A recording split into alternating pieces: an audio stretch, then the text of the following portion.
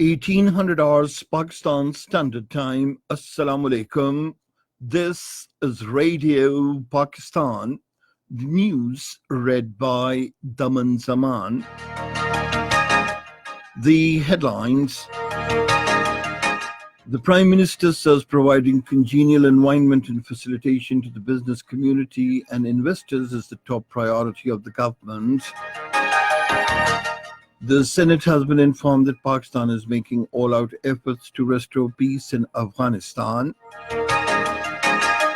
Mohammad Jalal Sikandar Sultan was sworn in as the Chief Election Commissioner in Islamabad today. The European Parliament is set to debate and vote on a scathing resolution against annexation of occupied Kashmir by India in clear violation of the United Nations Security Council resolutions. In India, over 300 eminent personalities have expressed solidarity with the students and others protesting against the controversial Citizenship Amendment Act. The third and final T20 match between Pakistan and Bangladesh was cancelled due to rain in Lahore today. And now the news in detail. Prime Minister Imran Khan says providing congenial environment and facilitation to the business community and investors for lucrative businesses is the top priority of the incumbent government. He was talking to a delegation of important figures from Qatar of Pakistani origin led by renowned businessman Arif Habib in Islamabad today. The Prime Minister said the international investors are flocking towards Pakistan due to the business-friendly economic policies, stability, and ease of doing business in the country. Terming the overseas Pakistanis as the biggest asset of the nation, Imran Khan said these workers send valuable remittances to home to run the wheel of the economy. He said our youth, especially the educated and skilled workforce, needs special attention, and the government has launched an important program to make them skilled and employed. He said Pakistani workforce has played a key role in Qatar's development and prosperity. The Sindh Chief Minister Syed Murad Ali Shah called on the Prime Minister Imran Khan at the Governor House in Karachi today. During the meeting, matters pertaining to the federal government-funded development projects in the province, especially in Karachi, came under discussion. The Governor Sindh Imran Ismail was also present on the occasion.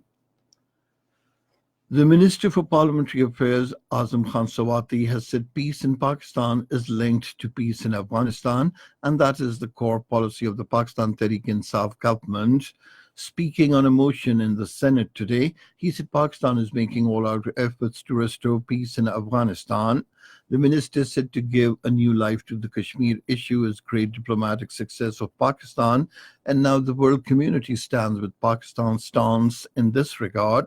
He said Narendra Modi is targeting the minorities in India and his fascist agenda has been exposed to the world.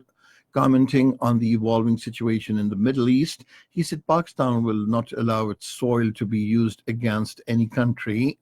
Speaking on a motion regarding development of coastal areas of the country, the Minister for Parliamentary Affairs said a master plan is in the pipeline for the development in this regard.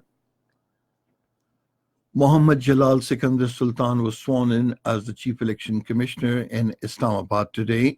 The Chief Justice of Pakistan, Mr. Justice Gulzar Ahmed, administered him the oath at a ceremony at the Supreme Court. Mohammad Jalal Sikandar Sultan is a former bureaucrat. He has been chosen to head the Election Commission by a parliamentary committee comprising government and opposition members following the retirement of Sardar Raza Khan from the seat last month. The High Commissioner of Malaysia to Pakistan, Ikram Muhammad Ibrahim, called on the Minister for Energy, Umar Ayub Khan, in Islamabad today. The minister shared the structural reforms being carried out in the energy sector of the country with a special focus on ease of doing business in the energy sector of Pakistan. He invited the Malaysian investors to fully participate in the auction of the oil and gas blocks that will be offered to foreign investors, with 18 initial blocks in the first phase. This is Radio Pakistan. The European Parliament is set to debate and vote on a scathing resolution against annexation of occupied Kashmir by India in clear violation of the United Nations Security Council resolutions. Out of over 700 members of the European Parliament, over 600 have moved 6 resolutions in this regard. The diplomatic offensive by the European Union against India comes ahead of Prime Minister Narendra Modi's visit to Brussels for India-European Union summit in March. The resolution, which will be put up for voting on Thursday, also condemns the enforcement of new citizenship laws by New Delhi that discriminate against the Muslims. In occupied Kashmir, the All-Party Hurriyat Conference has emphasized that the Kashmiri people are determined to continue their struggle till they achieve their inalienable right to self-determination. In a statement in Srinagar, the All-Party Hurriyat Conference also hailed the initiation of 6 resolutions in the European Parliament against India and in favor of the implementation of the United Nations Security Council resolutions on Kashmir. The All-Party Hurriyat Conference said the observance of India's Republic Day as Black Day by the Kashmiris all over the world has once again proved that the people of the disputed territory rejects India's illegal occupation of their motherland.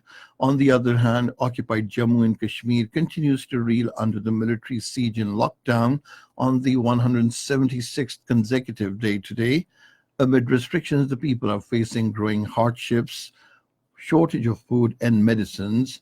Meanwhile, over 300 eminent personalities from India, including actor Nasiruddin Shah and filmmaker Meera Nair, in a joint statement in New Delhi, expressed solidarity with the students and others protesting against the controversial Citizenship Amendment Act and National Register of Citizens. Congress leader Shashi Tharoor, speaking at a function in Jaipur, said if the Citizenship Amendment Act led to the National Population Register and the National Register of Citizens, then it would be the complete victory of Pakistan's founding father, Quaid-e-Azam Muhammad Ali Jinnah. In Iraq, 3 protesters have been killed and 175 others injured after the security forces tried to clear sit-in protest camps in Baghdad and Nasiriyah cities. The demonstrators were demanding the removal of corrupt ruling elite and an end to foreign interference in Iraqi politics. In China, the death toll has risen to 81 and about 3,000 confirmed affected by coronavirus.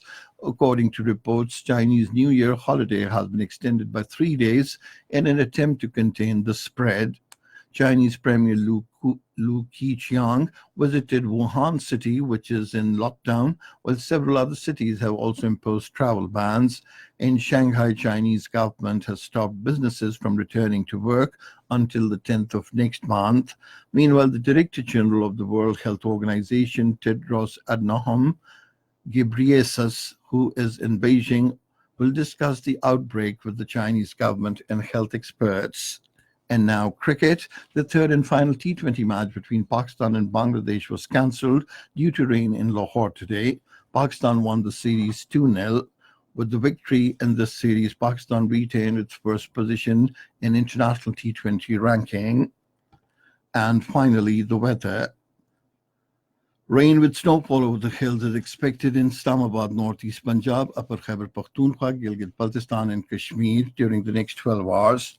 To end the news, here once again are the headlines. The Prime Minister says providing a congenial environment and facilitation to the business community and investors is the top priority of the government. The Senate has been informed that Pakistan is making all-out efforts to restore peace in Afghanistan. Mohammad Jalal Sikandar Sultan was sworn in as the Chief Election Commissioner in Islamabad today. The European Parliament is set to debate and vote on a scathing resolution against annexation of occupied Kashmir by India in clear violation of the United Nations Security Council resolutions. Those were some of the headlines, and that is the end of this news bulletin. For more news and analyses, log on to our website, radio.gov.pk, and you can also watch the live video streaming of our bulletins on the link, facebook.com/Radio Pakistan News Official.